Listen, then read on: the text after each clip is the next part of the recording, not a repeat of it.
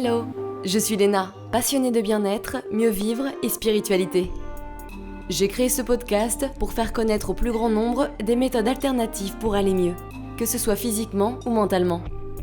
Quel que soit votre problème, quelles que soient vos croyances, restons ouverts, restons curieux et testons.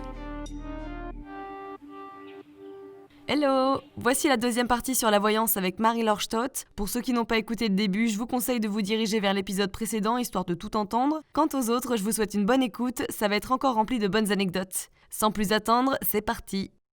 Et alors, qu'est-ce qui fait que tu n'as pas choisi d'être médium en plus d'être voyante ? Parce que mon travail véritablement était d'aider chacun à se reconnecter à son intuition, à pouvoir redevenir ou devenir enfin maître de sa vie et référent, autoréférent. Et que du coup, l'idée, c'était vraiment de faire comprendre à quelqu'un que cette intuition que j'avais, peut-être en don, certes, il pouvait la développer. Si il se reconnectait au corps et qu'il prenait du temps pour lui chaque jour, il pouvait entendre cette petite voix, ces fameuses réponses en soi, dont on parle tellement, et que du coup, mon envie, c'était, puisqu'on sait les choses à l'avance, on pourrait faire autrement, donc je vais plutôt m'occuper des vivants et aider ceux qui ont envie de changer leur vie et d'être heureux, à ne pas passer à côté du bonheur. Ouais, donc c'est un choix. Oui. Mais tu avais les options, c'est pas mal, hein. J'avais des options pas mal. En même temps, être médium, moi j'ai commencé, tu sais, à 27 ans. Déjà, c'était pas facile d'assumer d'être voyante à 27 ans. C'est clair. De recevoir des gens, surtout quand tu as de la presse et que tu as des gens de 50-60 ans qui se mettent en face de toi en disant « Qu'est-ce qu'elle m'a raconté la petite jeune ?» Donc, gloops, c'est pas facile non plus. Dans une société où ça n'existait pas du tout comme aujourd'hui, même si j'étais une extraterrestre et que j'avais une capacité de percevoir le monde différemment depuis que j'étais petite, donc il me donnait un décalage, c'était génial et en même temps c'était très gênant. Donc à 27 ans, j'avais une espèce de maturité beaucoup plus avancée que les gens de mon âge, qui faisait aussi que du coup je fréquentais des gens de 45-55 ans. Les banquiers, non je rigole, les fameux. Et donc c'était en fait, c'était compliqué pour moi d'assumer déjà d'être voyante, mais alors d'être médium. Et alors là, de parler avec des gens qui sont morts, je pense que ma mère aurait fait une syncope en le sachant. Déjà, voyante, c'était pas facile moral. Mais oui, alors ils ont réagi comment, eux ? Ils ont réagi comment ? Alors, un jour, quand j'ai su donc, que Voici sortait de page... Revenons à nos moutons. Voilà. Et que en même temps, j'allais avoir une semaine après un autre truc et que j'avais déjà eu 3 articles de presse et puis deux ou trois émissions radio. Coming out. Voilà. Et du coup, je me suis dit, ouh là là, là, je peux plus passer outre. Il va falloir que je leur dise. Alors déjà, ce qui s'est passé, c'est qu'à l'époque, je consultais dans un salon de coiffure et j'avais en même temps la meilleure amie de ma grand-mère, qui était comme ma grand-mère, qui était malade. Et donc, ça faisait une semaine que j'en parlais sans arrêt au patron du salon de coiffure dans lequel je consultais.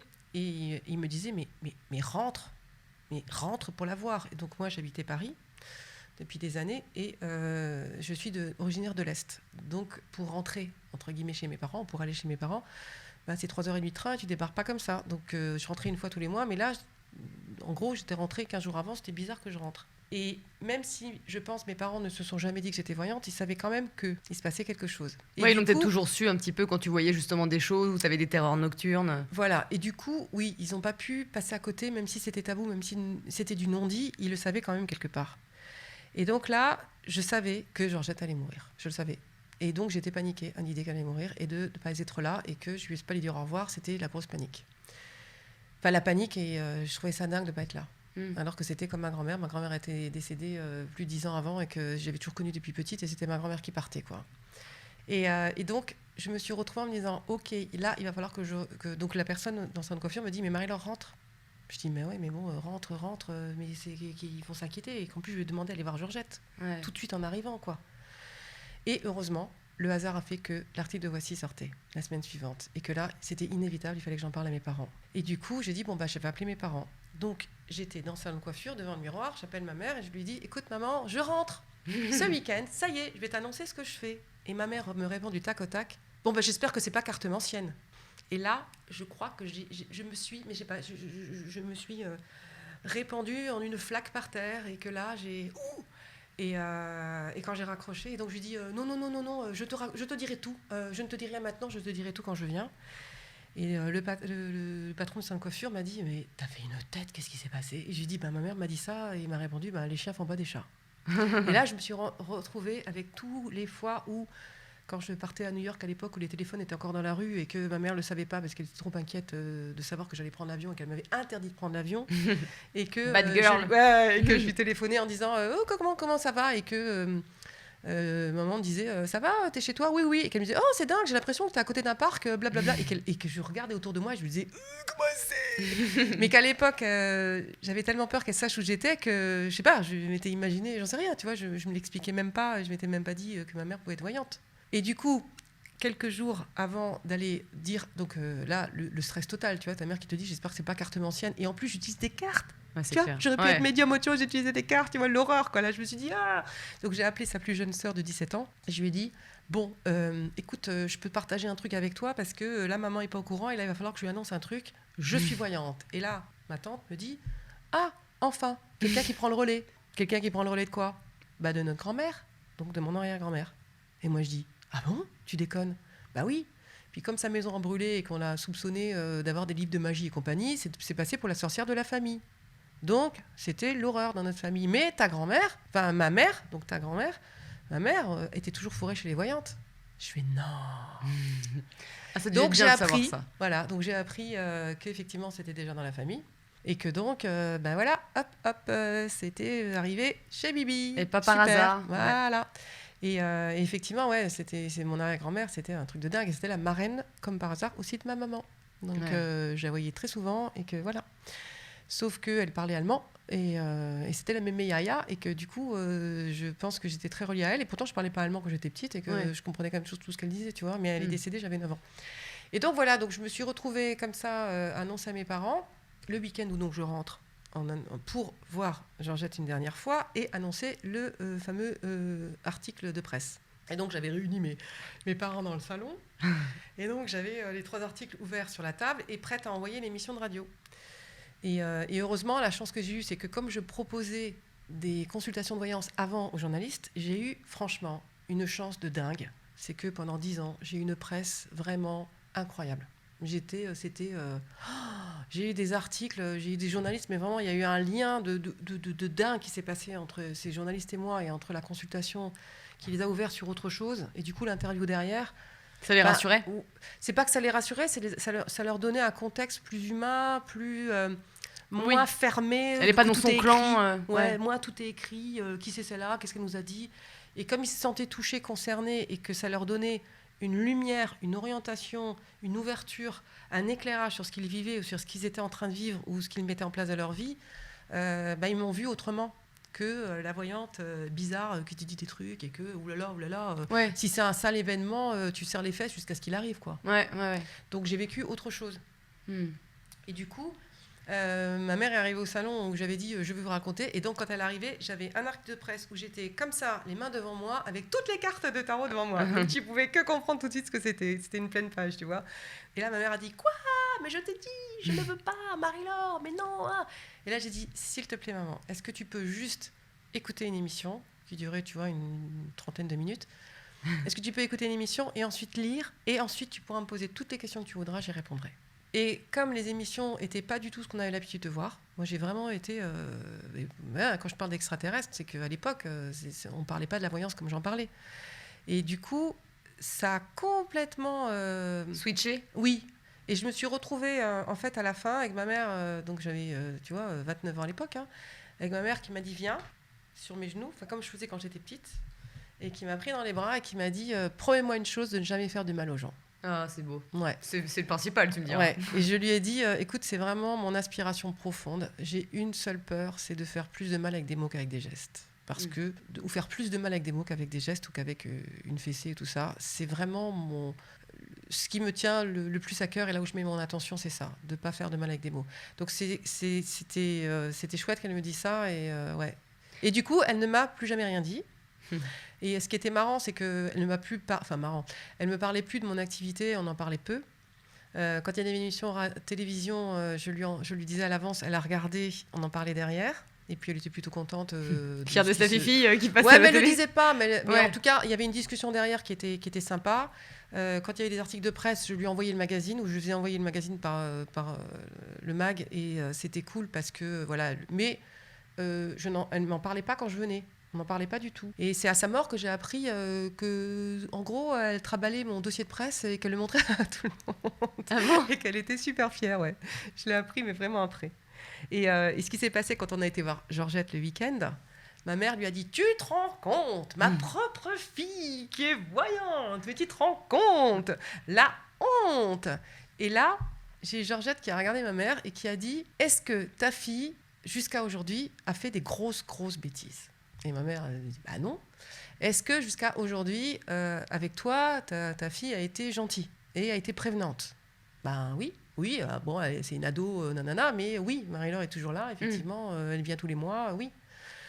Est-ce que Marie-Laure, jusqu'à aujourd'hui, s'en est sortie ou t'as dû t'occuper d'elle et toujours être derrière ses galères ? Ben non, effectivement, ça fait 10 ans qu'elle est partie, 10 ans qu'elle se débrouille très bien toute seule. Pas fait lui confiance. Nananaire. Et ça a été impressionnant parce que ça a été les derniers mots de Georgette, entre guillemets, parce qu'après, je l'ai emmenée à l'hôpital et que le lendemain matin, au réveil, j'ai appris qu'elle était décédée, effectivement. Ouais. Donc, ça a été chouette d'avoir ce moment-là, à la fois avec cette presque grand-mère qui me reconnaissait comme Marie-Laure, qui est Marie-Laure, point, quoi, pas comme celle qui devrait faire ci, qui aurait dû faire ça, mais qui était celle qui était la Marie-Laure rigolote, sympathique, qui se débrouillait, qui faisait ses trucs, et puis qui menait sa barque, et puis non, c'est un beau message, quoi. Oui. Elle est indépendante, laisse-la faire, si elle fait pas de mal aux gens. Exactement. Il y a sûrement des moments où, en fait, tu reçois des clients et il y a des mauvaises nouvelles qui arrivent. Comment ça se passe pour toi ? Est-ce que tu le dis ? Comment ça se passe ? Ça, c'est important comme question. Ouais.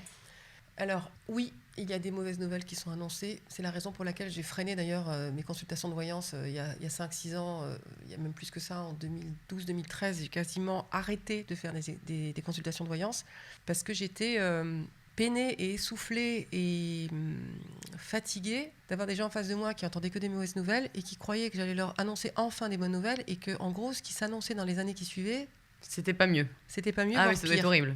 Ah ouais. Donc, j'avais des gens que parfois, j'avais l'impression qu'ils allaient me sauter à la gorge en me disant « Mais donnez-moi une bonne nouvelle !» Et c'était tellement énorme que du coup, je me suis retrouvée en disant « Si chacun ne comprend pas qu'il est temps d'aller ouvrir certains dossiers, qu'il est temps de se prendre en main, de se remettre en question et de faire une vraie introspection pour changer certaines choses dans sa vie et voir sa vie autrement, ça va être chaud patate. » Et du coup, j'ai préféré mettre la voyance en suspens et me consacrer plus à de l'accompagnement où là, les gens venaient me voir avec des dossiers à traiter justement, avec ce don de voyance, de me dire « Bon, je ne comprends pas pourquoi ma vie professionnelle bloque, donc j'aimerais bien que vous m'aidiez. » Et là, du coup... C'était plus positif. C'est pas forcément que c'était plus positif, mais les gens étaient prêts à entendre et prêts à chercher à comprendre pourquoi des mauvaises nouvelles s'annonçaient. À bouger, quoi, ouais. Et du coup, à se remettre en question, justement, sur la raison pour laquelle ça se passait dans leur vie ou à arrêter de se faire du mal. Et là, aujourd'hui, on parle de personnes toxiques, de pervers narcissiques, c'est beaucoup en vogue. Mais moi, à l'époque, le travail, c'était plutôt, au lieu de dire vous êtes victime d'un pervers narcissique, barrez-vous, c'était plutôt, ça serait peut-être bien de vous rendre compte pourquoi vous fréquentez toujours, vous attirez toujours à vous le même genre de personnes. Il y a quelque chose à comprendre. Il y a un petit liquide amniotique là qui vous colle et que ça serait peut-être bien d'aller voir. Ouais.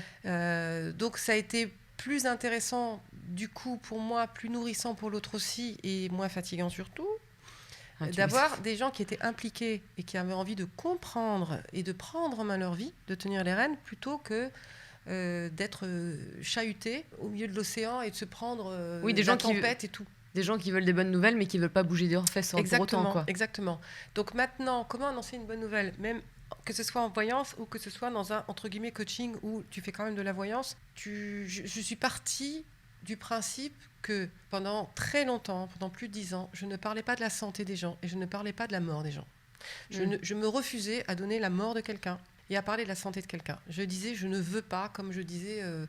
aux personnes défuntes, merci de ne pas me déranger entre telle heure et telle heure. Ouais, non, mais t'as raison. Les bureaux sont fermés. Il faut mettre ses barrières. Voilà. Sauf que, malgré tout, je me suis rendu compte que je pouvais annoncer des maladies ou des décès ou des divorces, par exemple, mais qu'à chaque fois que je l'annonçais, c'est que la personne était parfaitement au courant et avait besoin d'en être encore plus conscient pour gérer mieux la situation. Ouais, c'était pas par hasard. Voilà. Ou qu'elle avait quelque chose à entendre ou à transmettre ou à échanger, par exemple, avec la personne qui risquait de mourir, et que c'était important qu'elle le sache parce qu'elle avait suffisamment la conscience et la maturité, je dirais, et aussi une bienveillance pour accompagner l'autre personne vers la mort, vers une autre vie, vers aussi pour l'acceptation du départ, ou tout simplement pour soulager la souffrance, ou accompagner l'autre personne à aller à l'hôpital quand elle ne le voulait pas, ou à prendre un traitement médical quand elle ne voulait plus. Voilà.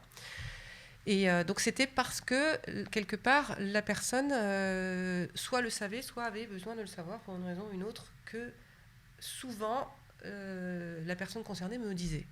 Ah, je comprends mieux, merci de me l'avoir dit. Ouais, des fois, ça ouvre les yeux.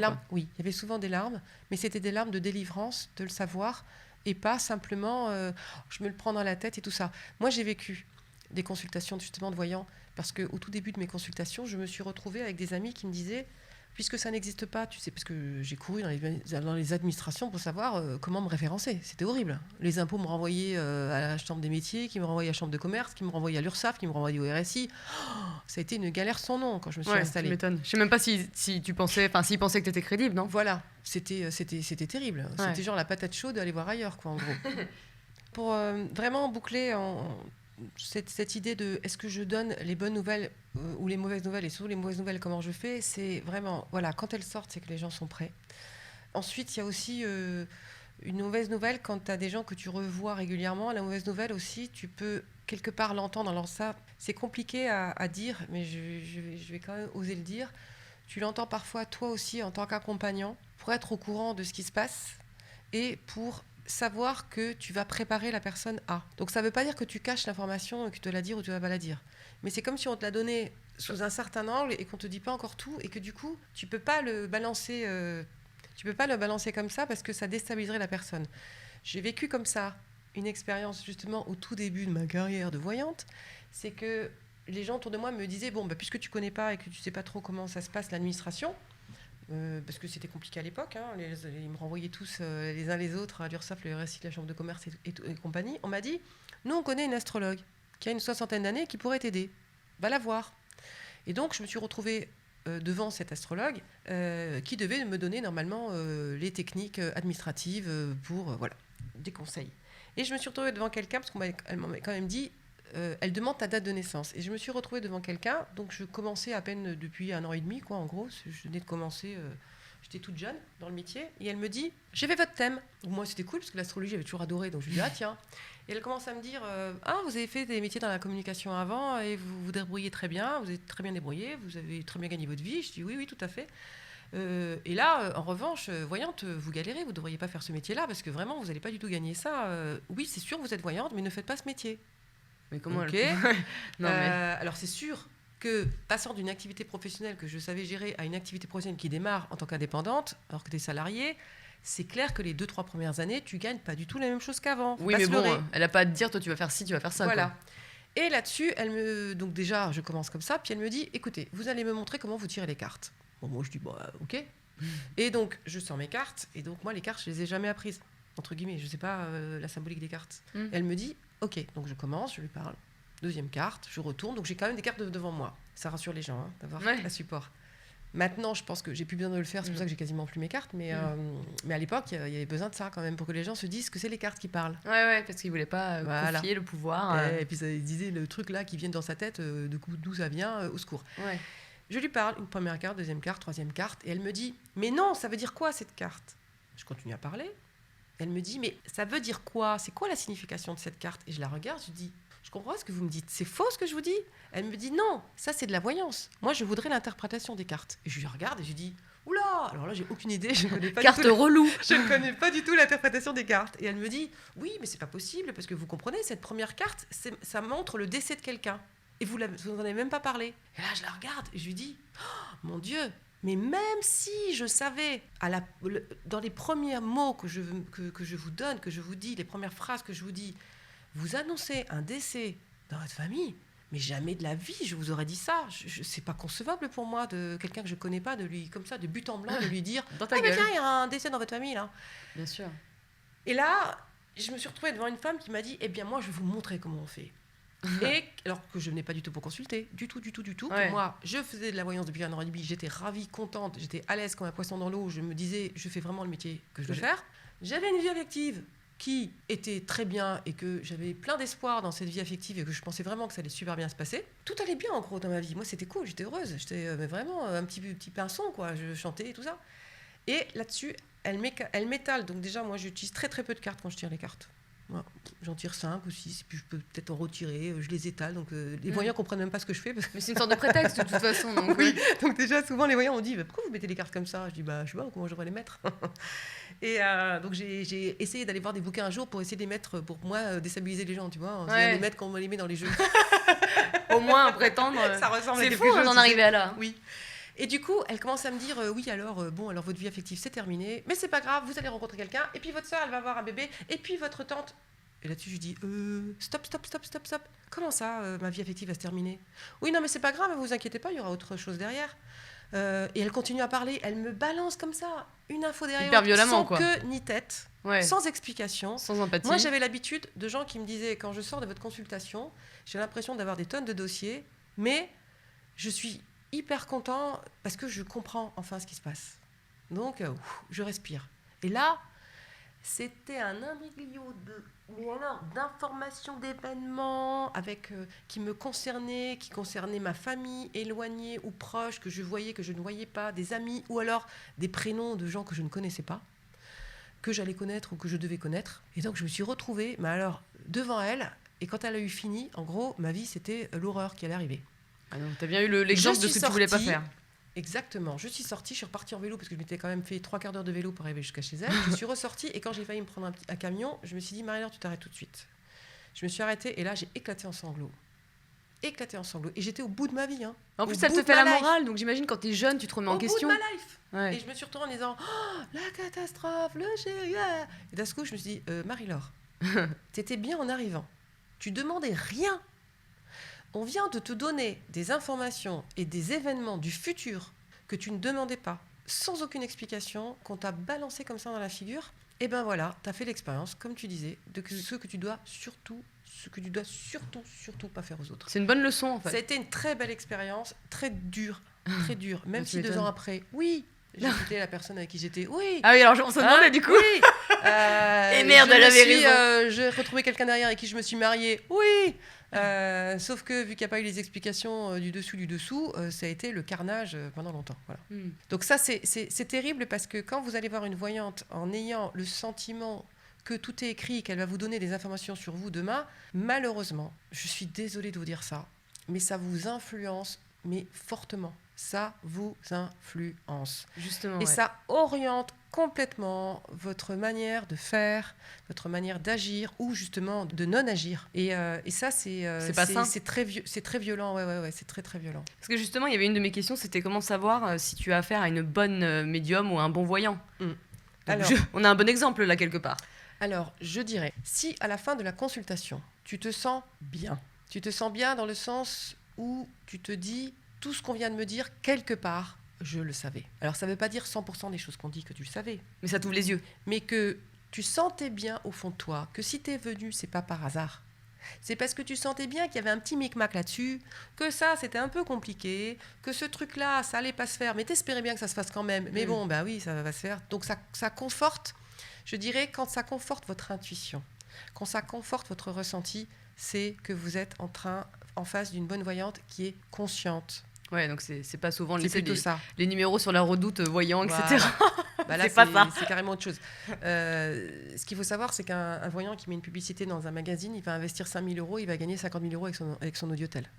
Ouais. Voilà. Que la majorité des audiothèles qui existent encore aujourd'hui, de services de voyance et tout, la majorité des gens qui sont employés ne sont pas voyants. Mais j'avais un pote d'un pote qui faisait ça et en fait il prenait une vieille voix. Ils sont étudiants, oui, c'est pour vraiment avoir un petit revenu en plus, soit quand tu es étudiant en psychologie, beaucoup. Si tu veux pas bosser à McDo, tu vas. Exactement. Voilà. Et puis, on te dit comment faire, que tu dois rassurer les gens, faire en sorte qu'ils rappellent. Ça met une dépendance aux gens, ça n'a rien à voir. Ça, c'est le McDo de la voyance pour moi, l'auditel, tu vois. Ouais. Donc, déjà, se retrouver... si tu donnes tout pouvoir aux voyants, Déjà, quand tu vas consulter en pensant que tout est écrit, déjà, t'es mal barré, vaut mieux pas y aller. Si t'es super mal dans ta vie et que t'es pas du tout référent et que tu es complètement dépendant de ce que tes parents pensent de toi, de ce qu'ils vont dire, de ce que tes amis pensent, de ce qu'ils vont dire, de ce que tes copains pensent et de ce qu'ils vont dire, évite d'aller voir un voyant. Vaut mieux. Parce que tu vas être complètement perverti et influencé par ce qui va être dit en bon ou en mauvais. Et ça, c'est dommage. Et ça, c'est dommage. Et puis surtout, vous allez perdre beaucoup d'argent. Oui, c'est clair. Parce que, c'est pour ça que c'est la raison pour laquelle France Télécom a mis en place des audiotels qui duraient que 20 minutes, parce qu'à force d'avoir eu des réclamations de conjoints, de parents, d'avoir des sommes astronomiques, des 5 000 francs à l'époque ou des 10 000 francs à l'époque par mois de voyance, c'est comme ça que France Télécom a commencé à mettre des limitations de 20 minutes au niveau des audiotels. Donc un bon voyant, c'est déjà quelqu'un qui va pas te dire de revenir tous les mois, déjà, qui va te dire que c'est effectivement qu'un potentiel, qui va pas justement te donner ta vie dans les 100 ans qui viennent. Parce que ça aussi, c'est important à savoir. Il y a 50 ans, ou 60 ans, ou 30 ans, quand j'ai commencé à consulter, nous étions dans un fonctionnement tous qui était très linéaire. On ne changeait pas de métier, on ne changeait pas de conjoint. Donc, quelque part, nous étions assez prévisibles. On pouvait donner la date de naissance de quelqu'un, mais presque même la mort de quelqu'un, parce que la personne n'allait tellement pas se remettre en question, tellement pas changer le cours des choses, tellement coincée dans son éducation que c'était vraiment prévisible. Alors qu'aujourd'hui, surtout à partir du moment, je veux dire à partir des années 70 et surtout des années 80, les gens qui sont nés dans les années 80 et 70, ça a été vraiment véritablement les générations qui ont commencé à se remettre en question et qui du coup sont capables de stopper. Alors maintenant, je t'en parle pas, mais en tout cas, les personnes qui sont nées dans les années 70 ont été vraiment les premiers qui ont été capables de divorcer très facilement, de donc remettre en question complètement leur vie, de changer de métier du jour au lendemain, d'en faire plusieurs, et donc ne plus avoir ce fonctionnement linéaire, et donc de ne plus être prévisible du tout. Plus les gens se remettent en question dans une famille, entre amis, et plus du coup, ça donne une personne qui se remet en question, a donc un impact sur son environnement.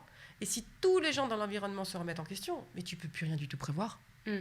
C'est pour ça qu'on est en train de nous mettre dans une espèce de dépendance à la télévision et tout ça, ou dans un système de pensée, pour essayer de mettre tout le monde dans un même système de pensée. Parce que si les gens sont dans le même système de pensée, ils ne vont pas se remettre en question et puis ils vont croire à quelque chose et puis voilà. Donc tu les endors et puis du coup, tu as un fonctionnement qui est prévisible. Donc c'est facile à gérer quand c'est prévisible. Mais quand tout le monde est capable de se remettre en question, d'être autonome financièrement, donc de ne pas dépendre d'une société, de ne pas dépendre de parents, donc d'être son propre juge, son propre référent, tu ne peux plus du tout le maîtriser, tu ne peux plus du tout le contrôler, tu ne peux plus l'influencer. Donc croire en tant que voyant ou en tant que consultant de voyant que tout est écrit, aujourd'hui, à notre époque, mais c'est de la foutaise. Tout change tellement vite. Et c'est plus possible aujourd'hui. Donc tu peux juste conseiller et te dire, voilà, il y a un peu des lignes directionnelles, et c'est à toi de toute façon de prendre des décisions. Nous, on t'ouvre juste les yeux. Je ne comprenais pas pourquoi d'ailleurs, il y a 20 ans, je lisais plus, il y a 20 ans, le passé des gens, et en même temps leur présent quelque part, et leur futur proche, que le futur lointain.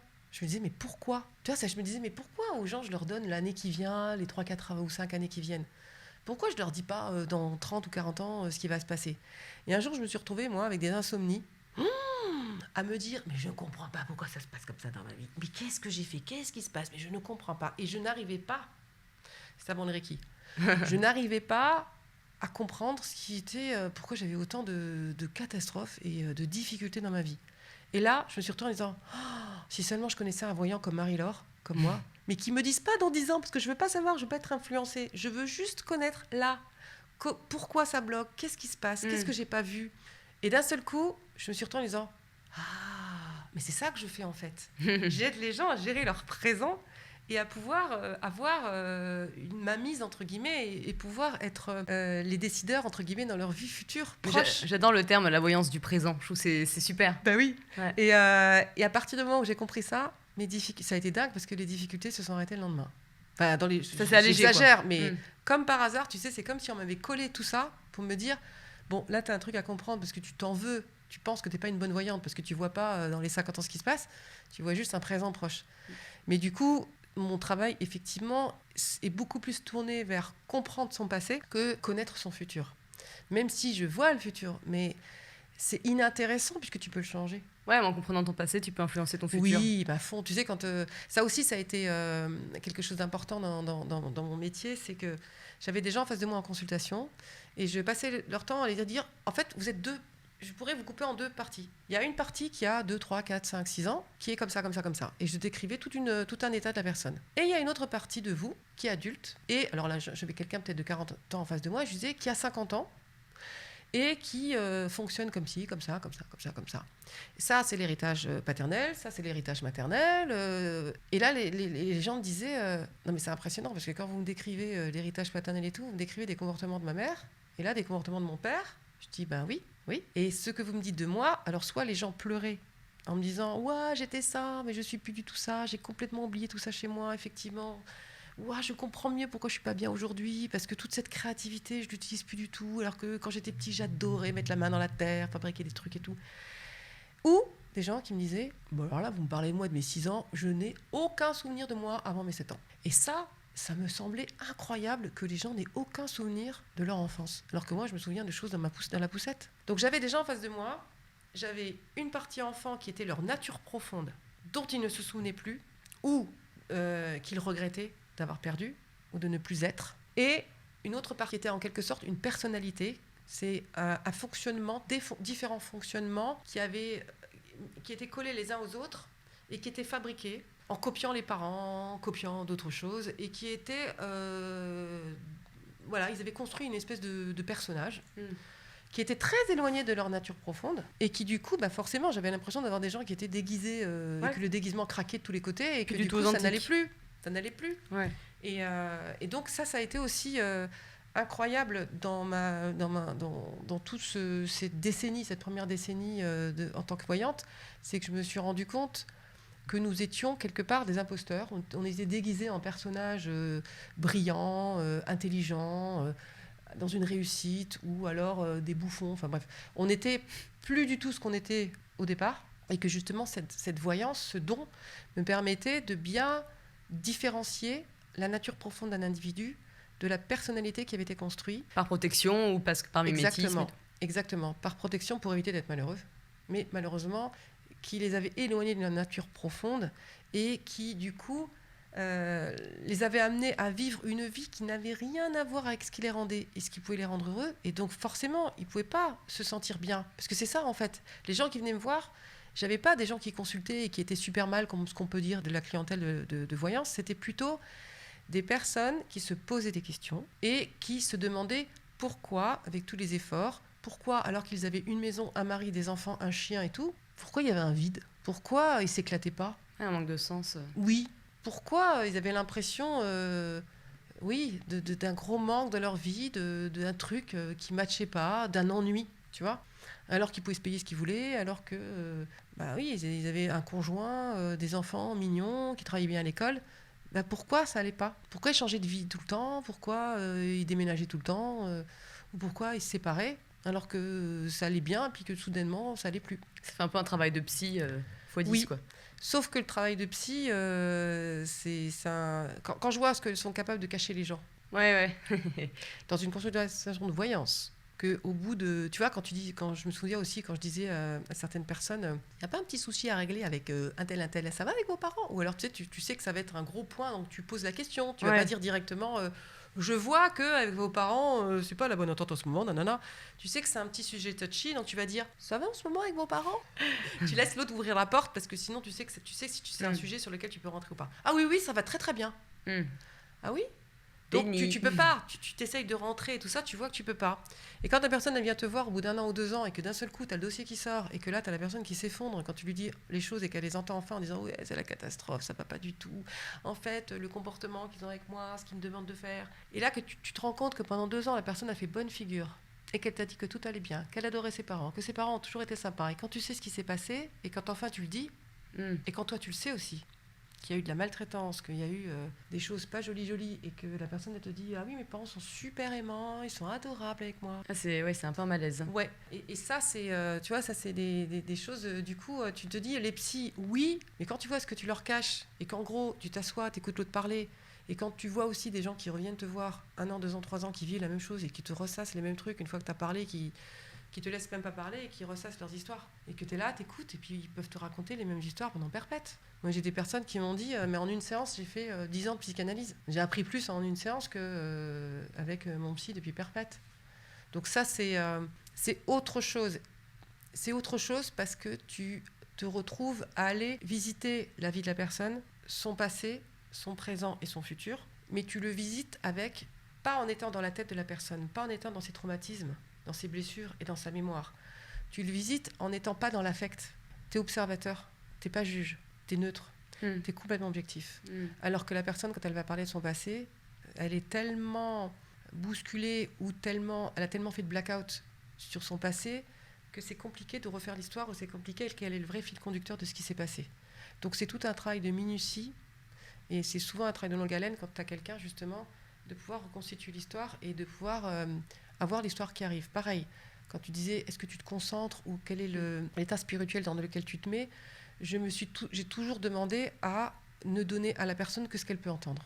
Et donc de ne recevoir en tant que messagère que les messages que les gens peuvent entendre. Ils sont capables de... Exactement. De connaître, d'accord. Ah, c'est ce que je faisais au début. Puis alors en plus, quand j'ai eu ces différents événements voyants là, qui te balancent des trucs, tu sais, ou des voyants qui t'appellent en consultation et qui à la fin te disent, parce que tu leur dis, pourquoi vous avez besoin d'un voyant, puisque vous êtes voyant vous-même.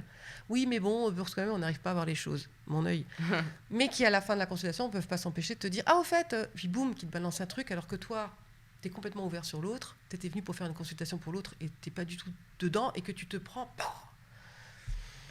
Voilà, donc faire attention aux mots, oui, et parfois, il est nécessaire d'avoir quelques années quelqu'un qui vient te voir et qui a confiance en toi pour que tu puisses enfin lui dire des choses qui ne sont pas là pour faire sortir un vieux dossier pourri du bois, mais pour l'aider à s'émanciper, à s'alléger, à sortir d'un traumatisme ou à comprendre pourquoi il y a des blocages. Et ça me fait penser, comment ça se passe en couple, quand tu es en couple l'horreur. avec une voyante.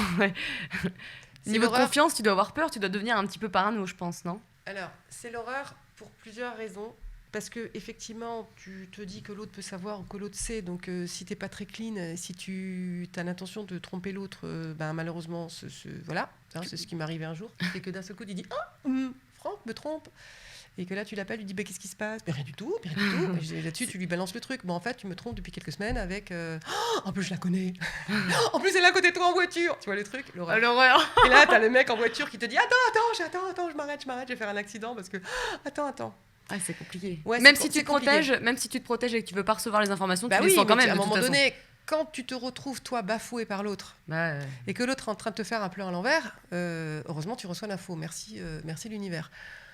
Quand tu sors avec une voyante et quand tu es avec une voyante, tu es obligé d'être dans la vérité, dans la transparence, dans la sincérité. Et est-ce que tu veux du thé ? Oui, je veux bien du thé, parce que le mien est un petit peu froid.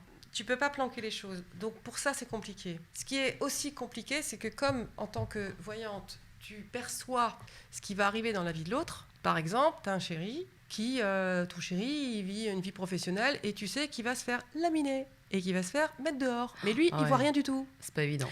Alors tu te dis comment je vais lui dire.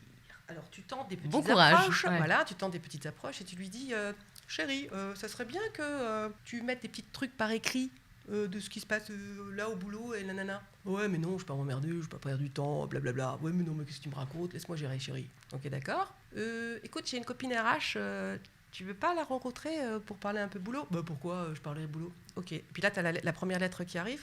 Ouais. Donc, tu vois bien que le plan se met en place. Et là, tu dis, ce serait pas une petite avertissement ? Non, pas du tout. Non. Tu voudrais pas quand même en parler à ma copine RH ? Ouais, non, mais... Et puis là, finalement, le hasard se fait parce que tu le provoques. Parce qu'effectivement, toi, tu peux pas t'empêcher de protéger l'autre parce que tu l'aimes et parce que nanana et que tu as ta partie sauveur que tu as bien gérée mais qui existe encore un petit peu. Hein, donc tu sors ta cape et tu amènes ta copine. Et l'air de rien, tu pars de boulot et tu as prévenu ta copine en lui disant il se passe un truc, ouvre bien grand tes oreilles. Et que là, la copine, elle dit oh, ça serait peut-être bien de constituer un dossier. Et que la personne, elle voit toujours pas. Et que là, il y a une partie inconsciente chez lui qui comprend, inconsciemment bien sûr, que toi, tu as tout vu, et que lui, quelque part, il était un peu con de ne pas avoir vu. Et qu'en même temps, il est en colère contre la boîte, mais il ne peut pas le dire parce qu'il ne voit pas encore bien ce qui se passe, il ne veut pas encore admettre ce qui est en train de se passer, et que d'un seul coup, c'est le coup, tu vois, j'en bafouille, la colère se retourne contre toi. C'est que tu deviens toi, la vilaine, la méchante, et que tu comprends pas pourquoi tu m'as pas dit avant ouais. Mais non, même pas, c'est pire que ça. Tu as une colère qui se retourne contre toi de t'as fait le repas en retard, mais qu'est-ce qui se passe? Tu sais, l'agacement et la tension de la personne par rapport à ce qui est en train de se passer, mais qui veut pas voir. Ouais, donc du coup, t'es le bouc émissaire Donc pour toi, n'importe quel prétexte. tu te retrouves accusé que la tension qui existe chez lui, c'est toi. Parce que tu as laissé traîner les choses, tu n'as pas fait le repas à l'heure, parce que si, parce que ça. Et là, tu te retrouves, et là, tu te dis, la prochaine fois, je me tais. Ou alors tu sors avec un autre voyant. C'est peut-être plus simple. Oui, ça serait pas mal. Bon, en même temps, quand tu sors avec un autre voyant, parce que je suis sortie avec un astrologue pendant très longtemps. Les samedis soirs devaient être de la folie. Voilà. Le problème, c'est que tu parles de boulot tout le temps et que tu n'as jamais de moment de tranquillité et que tu parles spiritualité, développement personnel et tout. Donc, quelque part, tu as bien envie d'avoir quelqu'un qui fait pas du tout de travail sur lui, pas de développement personnel. Tu baisses plus après. Et qui a qu'une envie, c'est de te dire viens, on va manger et on change le sujet, quoi. Des nuits d'amour de ouf. Ouais, voilà. C'est ça. Quelle est la séance qui a été la plus incroyable pour toi, s'il y en a une? Ou elles sont toutes quelque part incroyables? Ouais, je dirais elles sont toutes incroyables. Par leurs histoires. Quand tu as quelqu'un, un mois avant son mariage, qui débarque, et donc je disais toujours, pour que les gens se concentrent sur eux, de poser une question. Mais dans 90% des cas, les personnes qui vont peut-être me retrouver en écoutant ton podcast, ils vont dire « Ah bah ça c'est vrai, hein. On posait une question et Marie-Laure, elle répondait carrément sur d'autres plans. » Pour que les gens se concentrent au début de la consultation sur eux, parce que souvent, tu vois, tu viens de ton boulot, tu viens de l'extérieur et tout ça, et pour qu'ils soient un peu plus centrés, je leur disais « Réfléchissez à toutes les questions que vous avez en tête et choisissez-en une. » Bon, en sachant que je vais peut-être pas en parler, hein, je prévenais quand même. J'en parlais souvent jamais, parce que les gens, ils ont tellement des questions. Souvent, ils sont dans des drames qui sont des épiphénomènes et qui vont tellement passer vite que t'as même pas de message dessus, tellement c'est insignifiant en fait. Enfin, c'est pas important quoi, sur la durée. Et là, donc, je fais poser une question à quelqu'un. Contre toute attente, tu n'attends absolument pas à avoir une question pareille. La personne te dit « Est-ce que je dois me marier ?» C'est des questions. Et alors là, tu dis, bon alors je vous préviens tout de suite que je suis pas là pour vous dire ce que vous devez faire. Ouais, c'est à toi de bosser derrière et de savoir répondre à tes questions quand même. Que en plus, franchement, je vous ai prévenu que vous posez une question, que je risque pas du tout de parler de ça. Oui, parce que ça veut dire plein de choses sur ta vie finalement, cette question. Sauf que le dossier est sorti sur ça et on est resté 4 heures en consultation. 4 heures en consultation. Vache, il y avait des choses à dire. Ouais. Confirmation. Et que finalement, la personne repart à la fin et elle se dit, je comprends pourquoi j'ai posé cette question-là, et elle ne se marie pas derrière. Et puis, tu as aussi une histoire assez similaire qui est quelqu'un qui vient te voir en consultation et qui te dit, j'aimerais savoir si je vais rencontrer la femme de ma vie ou quelqu'un de très important dans ma vie, et tu dis, ah oui, ça c'est, oui, il y a quelqu'un de très très important dans votre vie, elle est vraiment pas très très loin de vous, elle est vraiment à côté de vous. Elle est à côté de vous, je la vois à côté de vous. C'est quelqu'un, en plus, que vous connaissez, elle est à côté de vous, et c'était moi. Ah, c'est beau. Et en fait, 1 an après, on est sortis ensemble. Ah, c'est mignon. On a eu une histoire importante. J'adore le romantisme, c'est trop donc chou. Ouais, mais le truc, tu sais, et donc quand je l'ai dit, mais pas une seule seconde, l'univers se coquin. Il m'a dit, c'est toi, Marie-Laure. Ah, il se marrait bien là-haut. Il se marrait bien, genre, elle est vraiment en face de vous. Hein. Et en plus, le pompon du pompon, c'est qu'un jour, j'ai réécouté les enregistrements, parce que parfois, j'avais la cassette, où un jour, il avait dit... Non, lui m'avait dit, ça serait quand même bien qu'un jour on réécoute la consultation, parce que je m'en souviens plus. Et moi, je dis moi non plus. Et donc, quand on a réécouté la consultation et que je disais, si, mais elle est à côté de vous. Oui, en fait, tu pensais à côté de vous, mais dans la vie. Oui, quoi, dans la vie, c'est quelqu'un que vous fréquentez. Elle est genre ta collègue, ta voisine. Elle est à côté de vous. Vous ne pouvez que la voir. C'est rigolo. C'est mignon comme tout. Voilà, donc ça, c'est des trucs mignons, parce que voilà. Hein. Mais ensuite... chaque séance est unique. Oui, chaque séance est unique et c'est tellement... tu rentres tellement dans l'intimité de la personne et dans le cœur de la personne, dans les tripes de la personne que c'est fort à chaque fois. Ouais. J'ai plus de souvenirs aujourd'hui, si tu veux, de choses qui sont liées à des vies antérieures parce que je me tourne plus vers ça. En ce moment, ouais. Donc du coup, j'ai...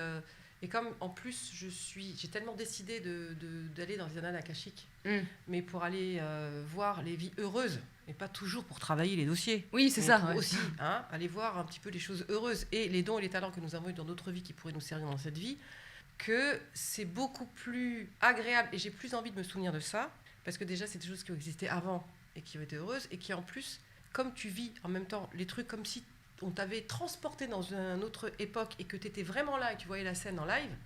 Et comme j'ai fait appel à que des vies heureuses et sympathiques et des dons et des talents qui pourraient être épanouissant aujourd'hui, que quand tu vois des trucs, mais c'est royal, quoi. Ouais, C'est, tu m'étonnes. Si tu vois des vies c'est, antérieures, tu T'as m'étonnes. une joie de dingue. T'as quelqu'un qui veut faire de la bijouterie et que t'es en train de te voir transposer dans une grotte avec quelqu'un qui tape contre la roche et d'un seul coup, hop, tombe un morceau de pierre et là tu vois toutes les pierres semi-précieuses qui apparaissent et là tu fais oh, waouh, comme c'est beau. Mais tu sais, tu le vis en live et tu vois la joie de la personne qui depuis longtemps était en train de chercher dans des grottes à se dire il va apparaître tu vois, dans des mines de pierre ou je sais pas comment ça se passe. Et que là, tu assistes au truc et tu fais waouh, comme c'est beau. Tu vois, Mais ça, c'était pas dans une vie antérieure. Si. Si, ça c'était. Bah Donc là, c'était t'es quelqu'un qui voulait être transposé, t'as bijoutier. quelqu'un qui te dit bon, alors moi, j'aurais faire la bijouterie aujourd'hui, j'en ai jamais fait. Ouais, je sais Et pas pourquoi j'ai c'est envie mon de dada, ça. j'ai super envie de ça. Est-ce que j'ai déjà fait ça dans une autre vie? Ouais. Est-ce que je pourrais avoir une vie qui pourrait m'aider à comprendre pourquoi c'est Ah, c'est tellement passionnant. fort et pourquoi ça me prend au ventre? Ouais. Et quand tu décris le truc et que tu as toute cette joie et tout ces trucs phénoménal, ouais, ça laisse des souvenirs de dingue. Ah, c'est génial. Moi, j'étais pas du tout ouverte aux vies antérieures. Enfin, je m'y intéressais pas du tout. Et en fait, j'ai lu un bouquin cet été de Brian Elway. Je te l'ai envoyé. Mhm. Et ça m'a vraiment ouvert. Et j'aime bien être ouverte. Et puis après, chacun pense ce qu'il veut. Oui. Mais ce livre était passionnant parce que ça partait d'un hypnothérapeute qui avait pas fait exprès de connecter et d'arriver à cet état de vie antérieure, en fait, avec une certaine patience. Et du coup, c'est passionnant. Puis c'était dans les années 70-80. Donc, c'était pas un hippie du tout. Hein. Le mec, il avait l'air très terre à terre, quoi. Anyway, donc on va finir par un jeu de questions-réponses. L'idée, c'est de répondre rapidement à une petite série de questions. S'il ne devait rester qu'un seul livre, lequel serait-il? Je peux en donner 2. Allez, t'as le droit. C'est bien parce que c'est toi. Conversation avec Dieu, tome 1, Ouais. de Neale Donald Walsh. Ça a vraiment été un livre que j'ai découvert en 99, je crois, et où j'ai eu un écho de je ne suis pas folle.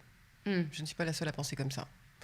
Donc ça a été un bonheur de lire Ah, c'est plein de de connaître sagesse, la hein. vie de Neale Donald Walsh et je l'ai vu en plus en vrai, enfin je l'ai rencontré et tout, donc c'est quelque chose qui m'a beaucoup marqué. Je l'ai pas conseillé pendant longtemps parce que c'est religieux, conversation avec Dieu. Quand j'ai vu comment moi je l'ai abordé, je le conseillais pas, mais voilà. Hop, Non, je mais en le tout conseille. cas, on peut ne Oui. pas être religieux. Moi, je suis pas religieuse du tout et je l'ai lu, complètement. j'ai Alors là adoré. maintenant, sans aucune hésitation, c'est pour ça que je le cite en Ouais. premier. Et je dirais le deuxième, c'est Message des hommes vrais de Marlo Morgan. Ah, Tu je connais ne connais pas. Ouh. Cool. Eh ben écoute, ça tombe bien parce qu'il est sorti d'une boîte hier et donc je vais te l'offrir avant de partir. Oh, t'es Tu me chou. fais penser? Trop bien. Yeah. Quelle est la chose essentielle à faire pour se protéger? Donc, je parle par exemple des entités Oui, bien négatives sûr. ou des mauvaises énergies, peu importe si on le sent ou pas. Se mettre dans la lumière, appeler une protection autour de soi, se mettre dans la lumière et dans le cœur. Et alors, comment on appelle une protection On visualise déjà de la lumière autour de soi et on se branche sur le cœur et comme si c'était un énorme soleil, une énorme lumière et qui comme part si du c'était- cœur? qui part du cœur et qui du coup t'enveloppe et voilà et tu peux demander ensuite l'aide et la protection. Par exemple, moi je vais la demander aux anges Gabriel, Raphaël, Michael et peut-être Uriel. D'accord. C'est mes chouchous. Ouais. Mais moi, c'est marrant parce qu'au départ, je n'étais pas du tout, donc comme je disais dans ce trip-là, et maintenant que je suis beaucoup plus, je parle tout le temps à mes guides spirituels, mais après, ça peut être n'importe qui, peu importe. Et c'est comme des mini-prières non religieuses, j'insiste bien là-dessus, pour m'aider dans le quotidien, donc pour avoir une place dans le métro, ou pour se garer, ou Tout à pour... fait. Et à chaque fois, ça marche, et donc du coup, je le dis à ma sœur le jour parce qu'elle était en retard dans le train, et je lui dis, mais demande. Et résultat, le train, il est reparti, et hop, elle a eu son train, et ça me fait rire. Ça fonctionne toujours. C'est un vrai pouvoir qu'on a et qu'on utilise peu et c'est dommage. Mais c'est un vrai pouvoir qu'on a, oui. Tester, en tout cas. Tester, appeler l'égrégore. Un égrégore, c'est qu'à partir du moment où deux personnes pensent la même chose, ça crée une énergie. Ah. Donc, par exemple, quand j'appelle un taxi, j'appelle l'égrégore, des gens qui trouvent tout de suite un taxi. Et t'as le taxi qui débarque, mais qui sort de nulle part. T'as l'impression qu'il atterrit là et qu'il vient devant toi. Donc tu dis quoi j'appelle égrégore. J'appelle l'égrégore. L'égrégore. Un égrégore. J'appelle l'égrégore. J'appelle l'égrégore des gens qui trouvent toujours une place devant D'accord. leur rendez-vous. L'énergie des gens qui trouvent toujours une place. Voilà, quoi. donc en fait, l'égrégore, c'est une énergie donc positive. C'est la vibration de la réussite de ça. Accumulée avec plusieurs personnes. Exactement. D'accord. L'égrégore, à retenir. Une habitude à prendre. Prendre du temps pour soi chaque jour. Très important. Et prendre du temps pour soi chaque jour en se posant, en respirant. Une habitude à supprimer. Ne pas prendre de temps pour ça. Bah oui, ça peut être ça. Une habitude, être dans la colère avec les gens qu'on aime. Je sais pas pourquoi je fais un message subliminal, mais qu'est-ce que tu peux conseiller aux gens qui veulent développer leur capacité intuitive? De vraiment être accompagnés à se reconnecter à leur corps. Et ça prend des mois et des mois et des mois et des mois. Mais c'est vraiment la solution. Quand il y a, tu vois, 30 ans, quand j'ai commencé, moi, à être accompagnée par des psys et compagnie, on me disait, les réponses sont en vous. Ça me rendait hystérique. Ouais, oui, je comprends. Hystérique. Ouais. Je ne comprends pas pourquoi, à l'époque, on m'a pas dit, Vous vous posez tous les jours, pendant un quart d'heure, en relaxation, tous les jours. Au bout de 3 mois, 4 mois, vous allez voir que vous allez entendre les réponses en vous. Oui, que votre petite voix va parler. Je ne comprends même pas pourquoi on m'a pas dit ça. Ouais. Donc, la meilleure manière d'écouter son intuition, c'est de se reconnecter à son corps, de prendre du temps donc pour soi, se reconnecter à son corps parce qu'on va réentendre les choses. Totalement d'accord. Est-ce que tu as un mantra, une phrase que tu te répètes régulièrement ? J'en ai plein, j'en ai en plusieurs langues. Une phrase qui est, à chaque fois que je dois la répéter, je ne la sais pas, donc ça va être rigolo. C'est la phrase de centrage Reiki et de centrage de consultation. Ô Dieu d'amour, puisses-tu toujours demeurer en moi, j'ai tant besoin de m'aimer, d'aimer les autres et d'être aimé dans ton amour et dans la lumière. C'est beau, c'est très vrai. Et une autre qui est Hasbunallahu wa ni'mal wakil, qui est une phrase du Coran qu'on m'avait donnée il y a longtemps, alors que je dis très très mal, parce que quand je me suis retrouvée dans le désert, en pleine tempête du désert, à plus de 100 à l'heure, où là je me disais je vais mourir, je sais pas, la tente va se faire emporter, il va se passer un truc, et j'ai passé ma nuit à dire Hasbunallahu wa ni'mal wakil, Hasbunallahu wa ni'mal wakil. Et là, les mecs qui t'ont ri au nez, non ? Mais non, mais je le disais en moi, tu sais, je me le répétais comme un ouais. mantra, je me le répétais vraiment toute la nuit, je me suis répétée, je me suis accrochée à ça. Et le matin, quand enfin la tempête s'est calmée, parce qu'on a quand même eu 8 ou 9 heures de tempête, incroyable. Sympa, bonne nuit. On a accroché la tente, on a été obligé d'accrocher la tente à la voiture et à tenir les poteaux tellement c'était violent. Bon, c'était il y a 15 ans. Hein. Et le matin, quand je leur ai dit, en fait, il me dit ça va. Je dis ah ouais, mais j'ai tenu avec un truc. Je dis en plus c'est une phrase du Coran que vous la connaissez peut-être. Et donc quand je l'ai dit, ils m'ont regardé, de quoi tu parles ? Et donc j'ai répété plusieurs fois et après ils m'ont dit ah nanana. Et moi j'ai dit oui, c'est à peu près ça. Même genre. Et en fait ça veut dire je mets mon destin entre tes mains. Dieu, je mets mon destin entre tes mains. Donc c'est une totale confiance dans ce qui va arriver. Où est-ce qu'on peut te trouver ? On peut me trouver sur ma chaîne YouTube, sur mes sites internet, dans mes blogs, tout ça. Non, je déconne. Si on veut me trouver vraiment, on m'envoie un SMS. On me laisse surtout pas de message parce que je n'écoute plus mon répondeur depuis au moins 10 ans.